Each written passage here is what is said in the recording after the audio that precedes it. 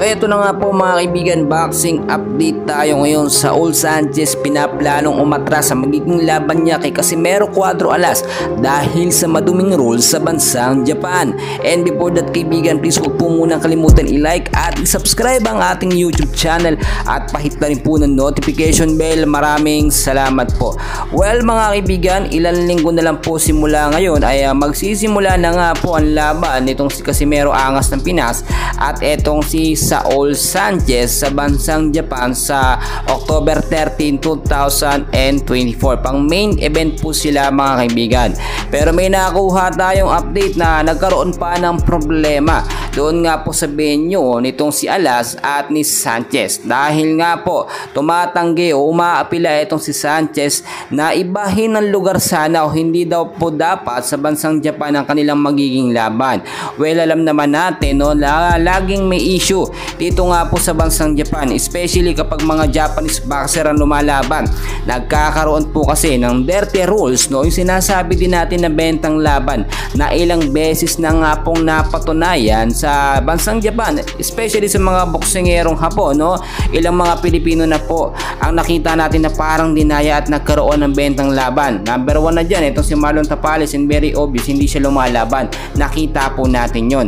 Ayon naman po sa kampo nitong si Naoya Inoue ay yung sinasabi nila na dirty rules ay puro akusasyon lang at wala pong pruweba. Well, kung ayaw naman ni Sanchez no na lumaban sa bansang Japan, pwede naman yan i-reschedule sa ibang bansa, at sa bansang Amerika lang naman yung pwede dyan mga kaibigan no, na talagang mabilisan po at magkakaroon ng updates. At dahil nga po ang inaabangan natin dito ay ang ating Angas ng Pinas, as of now kung sakaling hindi paboran no o tanggihan or madismiss yung apila nga po nitong si Sanchez na ilipat ng venue yung magiging laban, ay matutuloy sila sa bansang Japan.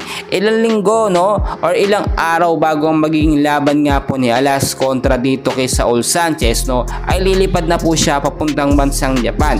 At kinakailangan po ni Casimero Angas ng Pinas na magkaroon pa ng ensayo no, para fresh na fresh po ang kanyang pangangatawan para po lumaban dito kay Sanchez. Alam naman natin no, araw-araw maraming training si Alas, may mga nakakasparing siyang mga boksingero, pero hindi po sapat yun. Ang kinakailangan po kasi ngayon Casimero Cuadro Alas ay ma-make sure at masiguradong mananakaut niya itong si Saul Sanchez at higitan po ang round 7 nitong si Naoya Inoue kay TJ Duheni. Kapag ka nangyari yun, mabilis ang magiging susunod na laban nga po ni Angas ng Pinas, at yung pinapropose natin dyan, yung magiging laban nga po kay Naoya Inoue. May kakaroon pa ng isang laban ito si Inoue mga kaibigan.